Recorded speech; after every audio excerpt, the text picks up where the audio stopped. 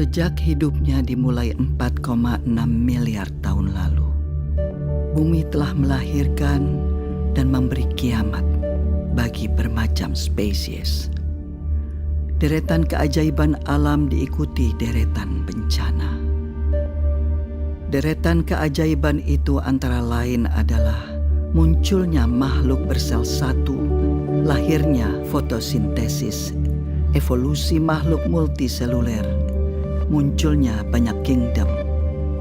Jutaan spesies lahir, serangga, krustasea, ikan, amfibi, reptil raksasa, mamalia, hingga akhirnya genus Homo yang jadi nenek moyang spesies kita. Sapiens lahir 2,5 juta tahun lalu.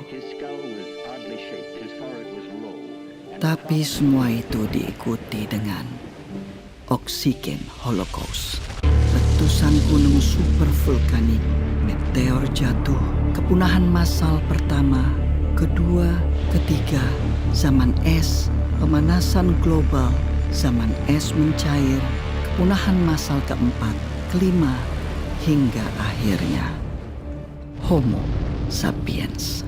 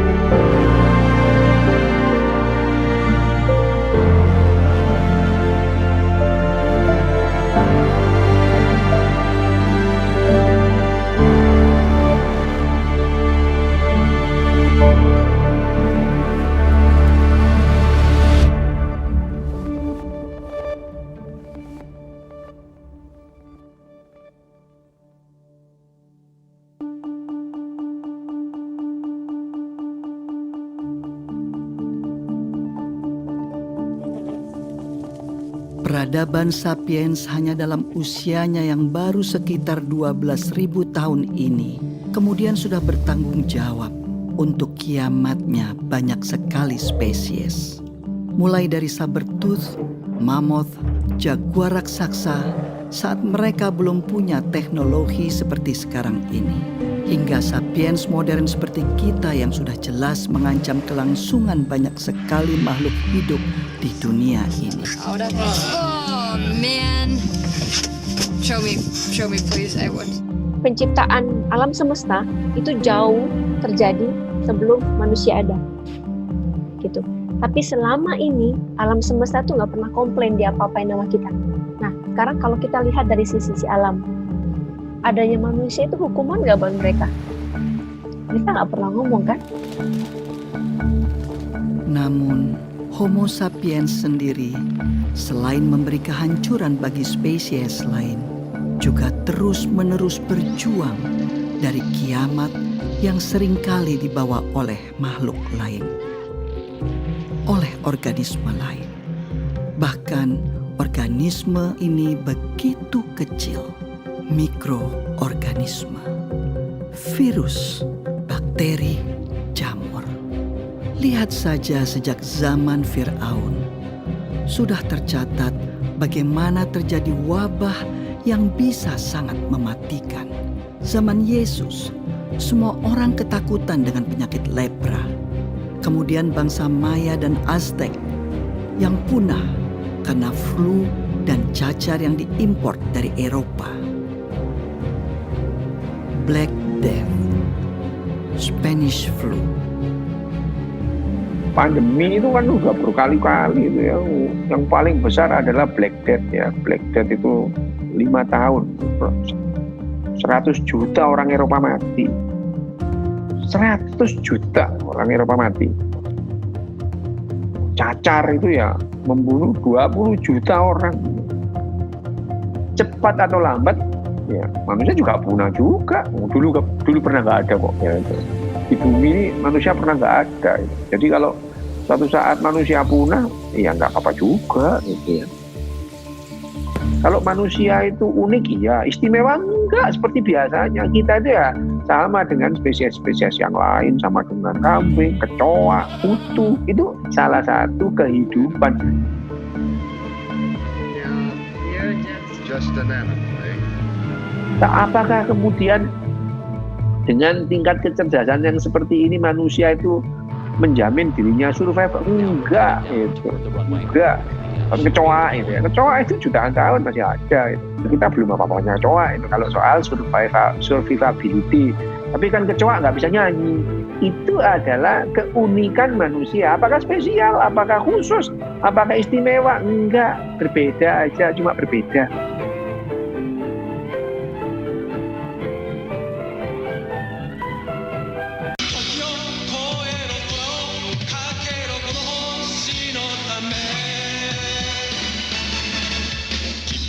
Belum pernah sebelumnya dalam sejarah panjang bumi, nasib semua makhluk hidup di dalamnya ditentukan oleh satu spesies saja.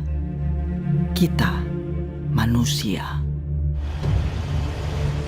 Ancaman nuklir, deforestasi, konsumerisme, agrikultur, eksploitasi lahan, eksploitasi hewan, modifikasi genetik, perburuan liar, polusi udara, polusi air, polusi tanah. Hingga sepertinya sudah tidak ada harapan. この地球はゴルゴムのものではない。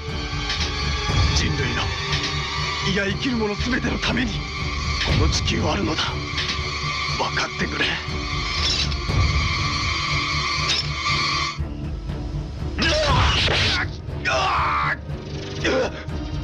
Manusia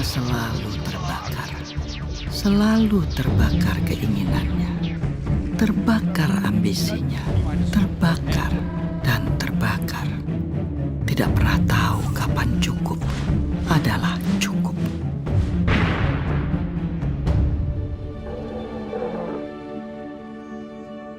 Tidak seperti seekor singa yang memakan satu zebra dan dengan damai membiarkan kawanan zebra lainnya lewat, tanpa panik memikirkan untuk mengisi kulkasnya.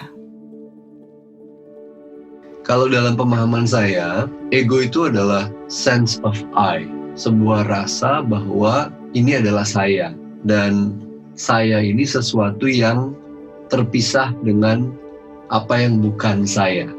Insting untuk bertahan hidup itu menurut saya sudah ada di dalam organisme terkecil, bahkan makhluk satu sel pun punya insting buat bertahan hidup, apalagi manusia gitu yang terdiri dari 70 triliun sel ini gitu. Maka kita kemudian belajar untuk mengakumulasi aset sebanyak-banyaknya. Aset itu bisa macam-macam, bisa keterampilan, bisa kekuatan, bisa jabatan, bisa harta benda. Karena itu bagian daripada insting buat bertahan hidup yang bilang bahwa karena hidup ini tidak pasti, tidak bisa diramalkan, dan beresiko, maka saya demi bertahan hidup harus mengamankan saya dan semua perpanjangan dari saya, anak cucu maksudnya. Saya nggak peduli dengan yang lain, bisa artinya orang lain, bisa artinya planet bumi ini. Sehingga ketika dia dihadapkan pada dua pilihan, yang satu pilihan yang tidak merusak lingkungan hidup, yang satu pilihan yang merusak lingkungan hidup, basis pemilihannya bukan merusak atau tidak merusak, tapi mana yang akan memaksimalkan potensi saya buat bertahan hidup. Dia tidak melihat lingkungan hidup adalah bagian dari saya. Kita nggak ngeh bahwa tubuh kita ini dibentuk dari apa yang kita makan dari planet ini. udara ini adalah bagian daripada planet ini yang kita hirup. Gitu. Tapi kita nggak lihat bahwa dia terkoneksi dengan kita. Bahkan dia jadi bahan pembentuk dari bagi badan kita. Makanya kita bilangnya saya dan ini lingkungan. Padahal sebenarnya dia sangat terpaut. Secara biologis, secara filosofis, sangat terpaut. Chinese health authorities are still working to identify the virus behind a That the mysterious pneumonia that had broke out in Kasus positif virus corona pertama di Indonesia. Ada 2. Let's take a look at the global pandemic numbers now. There are more than 1.7 million cases of COVID-19 around the world. The U.S. is reporting more than 200,000 deaths.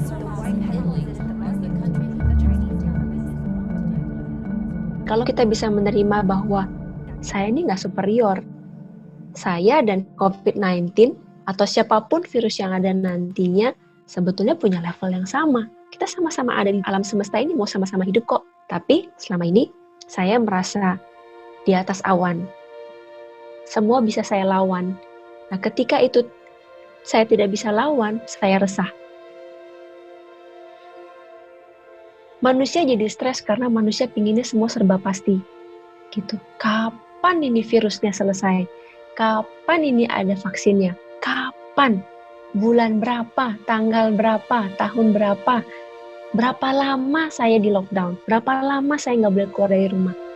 Ketika kita sekalipun harus mendapatkan kesempatan atas penyakit atau apapun yang mampir di badan kita, perlu kita ketahui bahwa itu akan selesai. Selesainya seperti apa? Tidak ada yang tahu. Oke? Kita harus belajar menerima uncertainty, harus belajar menerima ketidakpastian. Akhirnya ada jeda.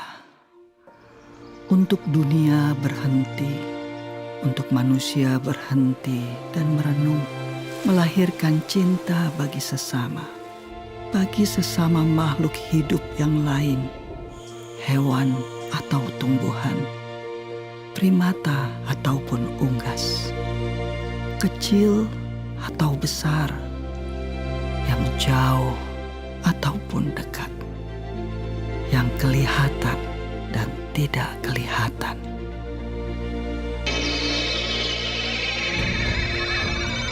Virus COVID-19 ini sampai hari ini membunuh 120.000. Sementara orang meninggal karena sakit jantung sehari itu 48.000. Sementara penduduk dunia berapa? 7 miliar. Masih banyak yang bertahan. Tapi ya namanya manusia, ya dulu pernah nggak ada di bumi. Cepat atau lambat juga akan punah. Tapi apakah karena COVID-19? Enggak lah, gitu ya. Kamen Rider wa shinda. Nagaku, kurushii tarakai no sue, shinda no da. もはやこの地球を救う者はいない。ゴルゴムの横暴に任せるしかないのか。誰がこの美しい地球を救うのだ。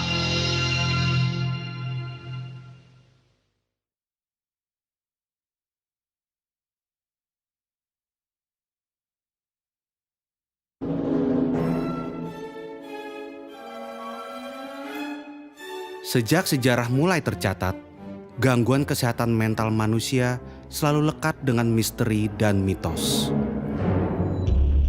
Pengidap gangguan jiwa lekat dengan stigma negatif seperti kesurupan, santet, sihir jin, muslihat setan, kutukan dewa, kutukan Tuhan. Dan secara global, stigma yang diskriminatif ini lekat terus hingga abad ke-18. Di otak itu ada ratusan sirkuit yang saling bertentangan, saling mendukung. Ada hormonalnya, ada neurotransmitternya. Akhirnya variasinya banyak. Seluruh bagian otak akan itu bertanggung jawab atas mental disorder. Bukan hanya satu atau dua bagian.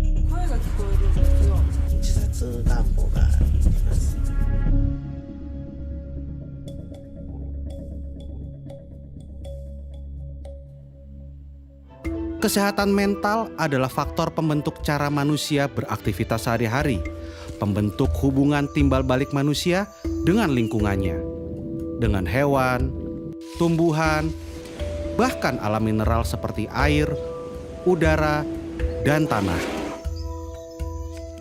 Sebenarnya kesehatan mental yang tidak dikelola itu punya implikasi besar terhadap kesehatan fisik kita, karena yang namanya kesehatan psikosomatis dan penyakit kronis itu banyak terkait dengan psikologis juga. Informasi, berita, percakapan-percakapan yang saya terima, yang saya serap, dan akhirnya tubuh saya digest. Kita resah, kita sedih. Manusia sulit untuk beradaptasi dengan perubahan, apalagi jika terjadi secara spontan. Aktivitas-aktivitas yang sebelumnya tak pernah terpikirkan dalam otak manusia, sekarang menjadi agenda rutin yang harus dijalani. Otak manusia kaget, tubuhnya kaget, sistem sarafnya kaget.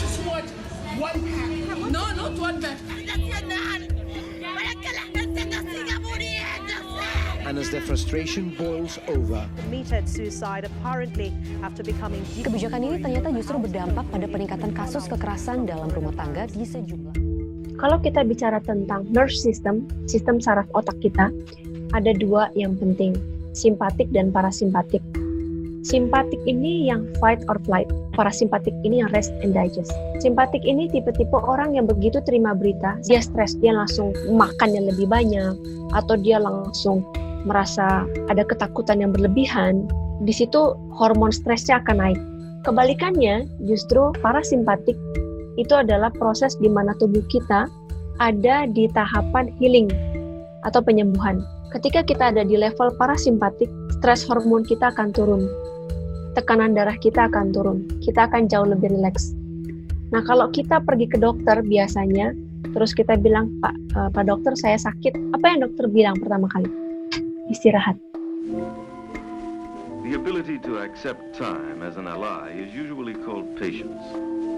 Psiko artinya mental dan emosi, pikiran kita. Kalau dia terganggu, akan mempengaruhi neuro, keseimbangan saraf dan otak. Kalau keseimbangan saraf dan otak neuro turun, maka dia akan mengganggu keseimbangan endokrino, yaitu kelenjar dan hormon. Dan kalau kelenjar dan hormon terganggu, maka imuno, daya tahan tubuh akan turun. Jadi, kaitan ini memang sudah dianggap sebagai mata rantai. Jadi kalau kesehatan mental kita tidak terjaga, meskipun kita sudah melakukan tindakan lain seperti cuci tangan, physical distancing, dan lain-lain, daya tahan tubuh kita masih bisa turun, dan itu tetap riskan. Semua terangkum dalam pepatah Romawi kuno, mens sana in corpore sano, jiwa yang sehat di dalam tubuh yang kuat. Manusia kemudian belajar banyak hal untuk menyehatkan jiwa mereka. Banyak cara dilakukan manusia untuk menjadi tenang dan senang. Dan inilah salah satu penemuan umat manusia yang paling inovatif. Spiritualisme. Spiritual menjadi jalur evakuasi bagi manusia yang sedang didera oleh rasa cemas dan takut. Memberi pemahaman baru bagi manusia untuk berefleksi, memberi arti dalam hidup, saling berkumpul, dan menguatkan dalam saat-saat yang sulit. Amazing grace. Namun, apa jadinya saat kemudian setiap manusia tidak bisa lagi berkumpul dan berritual? Saat semua harus berdoa di rumah, harus beribadah di rumah, berpuasa di rumah. Allahu Akbar. God is most great. Sudah bertahun-tahun beribadah, ya pengajian, masa berkumpul memenuhi jalan kemana-mana. Ini Allah menghendaki kita beribadah secara khusyuk, secara tenang. Karena mungkin ibadah kita selama ini terlalu hura-hura, terlalu rame-rame, mendepankan emosi dan masa. Nah, dalam suasana Ramadan kali ini Allah menghendaki kita beribadah dengan khusyuk, beribadah dengan tenang, supaya kita bisa berdialog dengan hati kita yang mungkin selama ini hati kita abaikan, nurani kita pinggirkan, nggak pernah kita ajak bicara. Saat puasa ini Allah menghendaki kita berdialog dengan hati kita peduli dengan nurani kita peduli dengan batin kita. Self awareness itu penting, kesadaran. Sekedar mau forward sesuatu yang ada di WhatsApp group, dipikir kira-kira kalau saya forward ini apa yang terjadi ya, dipikir dulu gitu. Nggak langsung ada berita langsung forward ke grup, ke temannya, membuat kepanikan gitu. Kalau kita mau melakukan sesuatu, stop dulu, dipikir dulu sejenak gitu. Itu aja. Ketika satu orang bisa memiliki satu kesadaran penuh, satu orang itu akan mempengaruhi lebih banyak orang lagi. Itulah kenapa para nabi, para avatar Buddha, Yesus, Nabi Muhammad, dan lain-lain yang ada di sana, ketika bicara pada 10 orang, orang tersebut akan menerima. Sementara kalau ketakutan, ketika dia bicara kepada 10 orang, belum tentu 10-10-nya bisa menerima. Ada sedikit saja orang dengan penuh kesadaran, maka dunia ini akan terbantukan.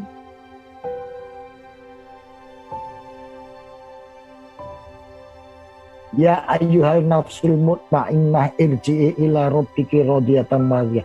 Wahai jiwa-jiwa yang tenang, jiwa-jiwa yang teduh, kembalilah ke Tuhanmu. Kalau hati kita ini bersih, jiwa kita ini bersih, maka batin kita sehat, fisik kita sehat, jiwa kita sehat. Menurut saya kesadaran itu adalah yang paling menjadi fondasi bagi kesehatan mental dan emosional. Orang yang awam ketika dibilang kata sadar, dia nggak ngerti apa yang dimaksud dengan kata sadar pada umumnya. Kita pikir sadar tuh artinya insaf gitu. Padahal kesadaran itu kan sebenarnya lebih kayak perhatian yang mengamati secara netral, dan salah satu bagian daripada penyembuhan itu adalah menyadari tanpa menilai atau menghakimi. Itu yang namanya menerima kan sebenarnya.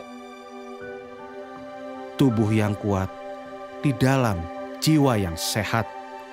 Corpore sano in mens sana. Spiritual itu adalah hasil kerja otak kita. Jangan dibalik, gitu ya. Jangan dibalik bahwa spiritual itu mempengaruhi otak. Bukan, spiritual itu juga hasil kerja otak kita. Diperlukan nggak sih manusia? Perlu untuk ketenangan. Kalau tidak ada spiritualitas itu manusia itu lebih gampang menderita, gitu ya. Lebih gampang menderita.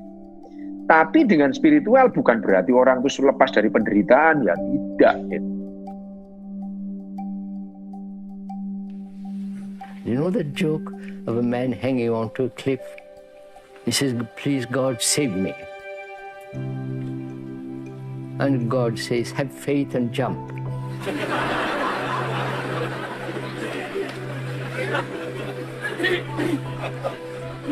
And the man who is hanging on to the cliff, he says, "Isn't there somebody above that still?"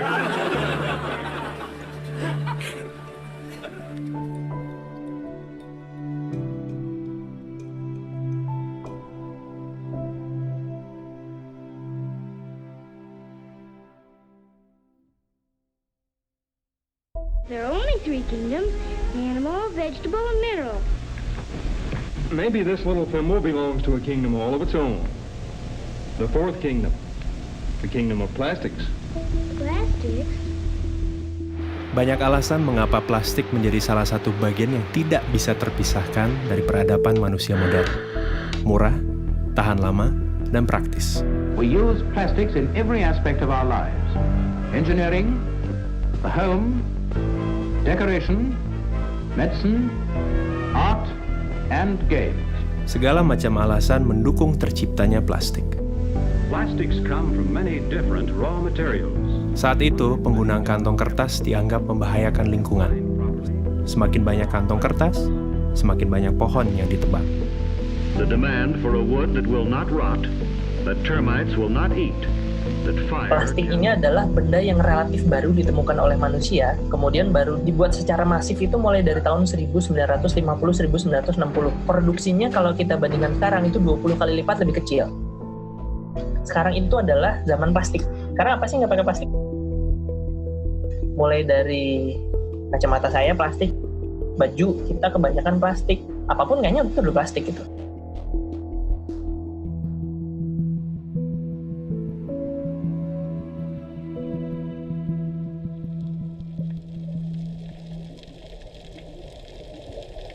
Seiring waktu, plastik yang awalnya adalah barang substitusi untuk menyelamatkan lingkungan berubah menjadi polutan. Tentu hal itu terjadi karena penciptanya, kita, manusia. Plastik mendominasi jenis sampah di masyarakat, mulai dari kantong plastik, gelas plastik, sedotan plastik, styrofoam, bungkus mie instan, pembungkus makanan ringan, produk-produk sachet, minuman sachet, shampoo sachet, sabun sachet. Kita di Indonesia permasalahan paling besarnya mungkin di single use plastik. Alasan dari para industri yang menjual produk-produk dalam sasetan itu adalah karena daya beli masyarakat di Indonesia yang lemah. Karena ketika dijual dalam bentuk langsung 500 gram, mereka nggak sanggup beli. Indonesia ini unik banget, karakter sampahnya ini berbeda satu daerah dengan daerah yang lain. Mayoritas sampah di ibu kota dikirim begitu saja ke TPA gitu, dan setiap 2 hari sampah ibu kota Jakarta itu bisa membangun 1 candi Borobudur banyaknya. Sifatnya yang sangat sulit terurai, pelan-pelan menjadikan plastik sebagai penghuni tetap bumi. 80% sampah itu berasal dari kegiatan yang ada di darat, 20% berasal dari kegiatan yang ada di laut. Bahkan di Palung Mariana, di sana udah ditemukan sampah plastik. Berarti sampah plastik itu ada di tempat yang banyak orang sampai tidak pernah ada orang masuk ke dalam sana. Plastik yang manusia gunakan untuk membungkus dan memberi umur yang lebih panjang bagi makanan mereka, kemudian menyelinap masuk ke piring mereka. Tanpa sadar, manusia juga menimbun plastik berukuran mikroskopik dalam sistem pencernaannya. Kita baru aware terhadap polusi plastik itu mungkin baru tahun 2000-an lah gitu, di mana laut kita ternyata ada 5 triliun pieces plastik dan kemudian ada lebih dari 250.000 ton plastik gitu di laut, yang kemudian ini akan terakumulasi di biota-biota yang pada akhirnya dikonsumsi oleh manusia. Mikroplastik ini itu udah sampai masuk di plankton gitu. Zooplankton dimakan oleh ikan yang lebih besar, kemudian ikan yang kecil itu kemudian dimakan sama yang lebih besar lagi, pada akhirnya ditangkap oleh nelayan kita, dan kemudian ada di pasar ikan kita, pada akhirnya ada di meja makan kita gitu, ikan itu gitu. Nah kalau misalnya ini sudah dimakan, itu justru malah lebih bahaya. Ada yang namanya nanoplastik lebih kecil dari 1 mikron, itu bisa langsung masuk ke saluran darah. Bila itu terjadi, bisa masuk ke saluran sistem saraf pusat, dalam hal ini adalah otak. Manusia mulai sadar, bom waktu bernama plastik sudah berdetak sejak awal diciptakan. Mereka mencari cara untuk menjinakkan bom waktu ini, atau setidaknya melambatkan waktu. Yang justru harus kita lakukan adalah kita mencari bahan pengganti yang kuatnya sama seperti plastik, yang fleksibelnya sama kayak seperti plastik, tetapi dia ramah lingkungan. Dari 7 spesies plastik yang hanya bisa di-recycle tuh hanya 2. Nah, ketika itu kotor, jorok, 1 kontainer yang ternyata tercemar oleh bahan yang tidak bisa di-recycle, akhirnya nggak bisa di-recycle gitu. Ends up-nya di penimbunan gitu, pembuangan sampah, karena nggak bisa di-recycle. Atau kemudian karena nggak bisa di-recycle, yaudah gue bakar aja insenerator. Permasalahannya adalah masalah tata kelola, khususnya juga di Indonesia. Kalau kita menggunakan instrumen kesadaran gitu ya, harus sadar dulu, itu butuh waktu yang lama, sedangkan sampah dan masalahnya itu sekarang gitu. Jadi setiap orang itu wajib memilah sampah, itu namanya wajib, ya harus ada konsekuensi kalau tidak dilakukan. Gubernur DKI Jakarta Anies Baswedan mengeluarkan peraturan gubernur tentang larangan penggunaan kantong plastik. Larangan penggunaan kantong plastik. Keluarkan peraturan gubernur tentang pelarangan penggunaan plastik. Pergub larangan penggunaan kantong plastik sekali pakai. Untuk larangan regulasi gaya hidup baru dan slogan-slogan tentang bahaya plastik terus didengungkan agar umat manusia punya satu pemahaman yang sama tentang plastik. Sampai bahkan kadang berdengung dan terdistorsi dalam jargon dan slogan yang kosong. Pasca 1 Oktober, penggunaan kantong plastik Greenwashing. trennya? Apakah meningkat, menurun, atau seperti apa? Manusia mana sih yang nggak pakai plastik? Kayaknya nggak ada. Jadi yang harus kita lakukan duluan adalah kita menutup keran dari sampah plastik, sumber sampah plastik. Dengan cara kita mengurangi konsumsi plastik itu, terutama konsumsi plastik yang sekali pakai. Baik mana antara daur ulang dengan buang sampah sembarangan, ya tentu baik daur ulang. Tetapi daur ulang butuh proses. Baik mana daur ulang dengan pakai ulang, ya lebih baik pakai ulang daripada kita kemudian melakukan upaya proses daur ulang, ya lebih baik kita pakai ulang. Nah, dari mana lebih baik mana pakai ulang dan reduce atau pengurangan, ya lebih baik pengurangan juga itu. Dan ini sangat erat kaitannya dengan pola hidup dan keputusan konsumsi kita itu ya, bagaimana kita memilih barang, bagaimana kita memilih produk pada saat kita mau melakukan belanja, jangan sampai kita menghasilkan sampah gitu.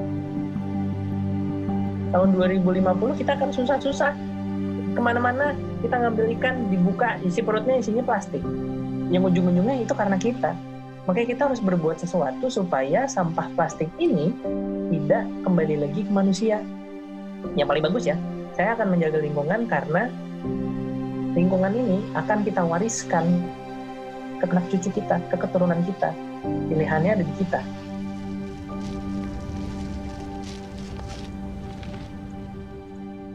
Ke informasi selanjutnya, wabah virus corona mulai berbagai virus corona berdampak positif terpapar corona. Social distancing. Social distancing pick up impact of social distancing. Sampai dengan film ini dirilis, kita sedang terancam oleh pandemi COVID-19. Pandemi membuat manusia mengambil jarak dengan sesama, juga dengan plastik. Penggunaan plastik menurun karena manusia hanya diam di rumah. Di Jakarta, terjadi penurunan jumlah sampah hingga mencapai 620 ton per hari. Di Bogor, penurunan jumlah sampah mencapai 100 ton per hari. Now the coronavirus has taken over as the biggest worry for many, as air pollution has dissipated. So yes, we are seeing significant emissions reductions. Kualitas udara di Indonesia, khususnya kota Jakarta, jauh lebih bersih lantaran adanya wabah virus corona. Polusi udara di China justru berkurang drastis. The ozone layer of our planet is now healing.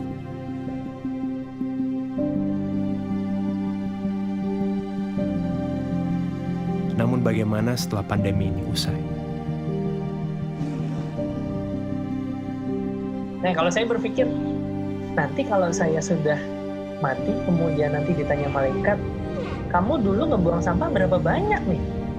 Ini akibatnya loh, nanti jangan-jangan dikasih lihat, oh ini sampah yang sudah saya buang sembarangan ke sungai, nanti dimakan sama ikan ini. Waduh, kayaknya dosa saya banyak nih.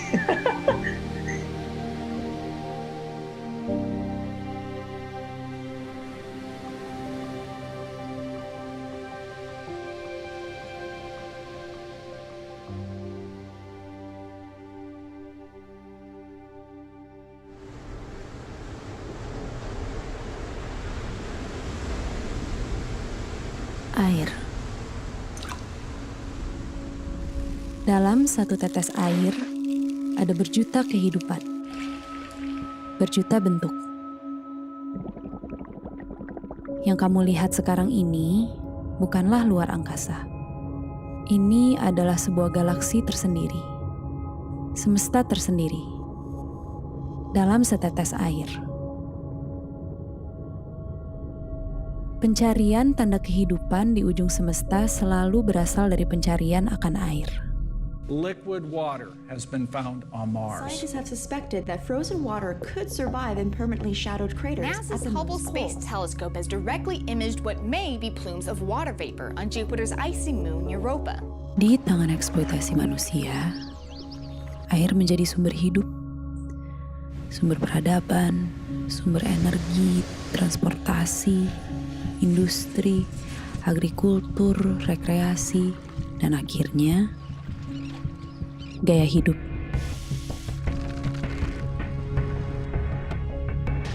Melihat yang baru, kemudian dengan teknik fotografi secara visual menarik gitu ya. Wah, pengen juga ya. Hari ini dia menjadi tren, minggu depan dia sudah tidak bisa dipakai lagi. Konsumen tuh di brainwash bahwa busa sama dengan bersih. Busanya banyak, tadi kesat itu lebih bagus. Cobalah misalnya kita pakai untuk keperluan mandi cuci dalam satu hari sekitar 50 gram misalnya. Sedikit. Ada berapa juta orang?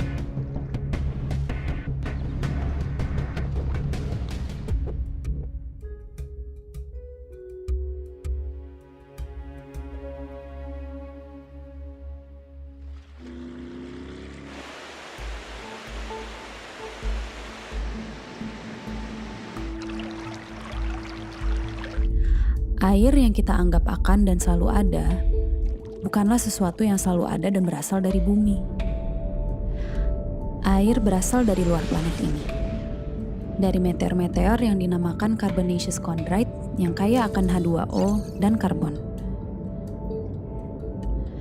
Meteor dan asteroid es yang kaya akan air ini dalam sistem tata surya terbentuk di luar batas leleh matahari. Dan selama proses penciptaan bumi, terus datang dan bertabrak-tabrakan dengan bumi. Jika kita perhatikan baik-baik, laut, atmosfer, dan segala yang ada di lapisan terluar bumi ini sangat tipis dibandingkan dengan mantel dan inti bumi. Jumlah air sangat sedikit dan terbatas, terutama jumlah air tawar dan air bersih. Bayangkan, hadiah yang sangat langka dari semesta untuk bumi ini. Hadiah berupa air, berupa kehidupan.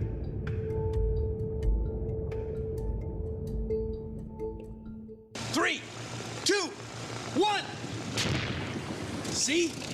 It's a cloud. It's the water cycle. It's science. Selain air, kehidupan pun bersiklus. Standar kecantikan punya siklusnya sendiri. Standar tubuh yang ideal, kulit yang ideal, wajah yang ideal, penampilan yang ideal, pakaian yang ideal. Semuanya terus berputar, terus berubah. Fast fashion adalah sebuah terminologi yang akhir-akhir ini populer yang menggambarkan betapa cepatnya siklus hidup sebuah fashion. Kalau lu jalan-jalan kemana gitu, bagus nih, murah gitu. Berapa? 30.000 doang gitu. Oh, udah belilah gitu. Beli, terus lo nyampe rumah kayak, oh gue beli ini ya? Anjing apaan nih? Beletak lagi, terus lu beli lagi, gitu lagi. Untuk memproduksi sebuah celana jeans, dibutuhkan 6.500 air. Kaos katun, 2.700 liter air. Sedangkan tubuh manusia hanya butuh 600 liter untuk diminum per tahun.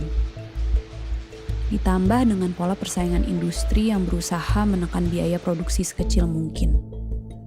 Para buruh dan pekerja di mata rantai terbawah menjadi pihak yang paling terdampak dengan kebutuhan untuk berpakaian dan bergaya. Last November, 112 people were killed in another major factory fire. 30,000 Chinese workers were on strike. Garment workers in Bangladesh. Namun, itu belum semua. Ternyata, dampak negatif bagi air dari limbah gaya hidup berpakaian tidak kalah dengan detergen yang kita pakai untuk menjaga penampilan diri. Untuk mencuci pakaian, wajah, tubuh. 70% persoalan air itu terdampaknya dari limbah domestik. Mungkin orang bakal berpikir, wah ini sungai ada limbah industri nih. Padahal sebagian besarnya itu dari limbah rumah tangga.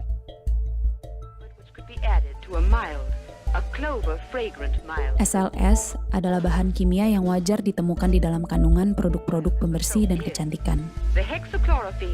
Beberapa penelitian mengaitkan kandungan ini dengan resiko kanker, iritasi kulit, dan pencemaran lingkungan. Senyawa ini biasanya ditambahkan di sabun atau di skincare gitu ya, menghasilkan busa gitu. Jadi dia bisa membilas kotoran, bahkan minyak. Other kind can give you you never in all your dishwashing life. Bisa aja sabun yang nggak ada busa dan bersih. Pelan-pelan tuh konsumen itu kayak di brainwash bahwa sabun makin banyak bebusanya itu tuh makin bersih. Padahal it's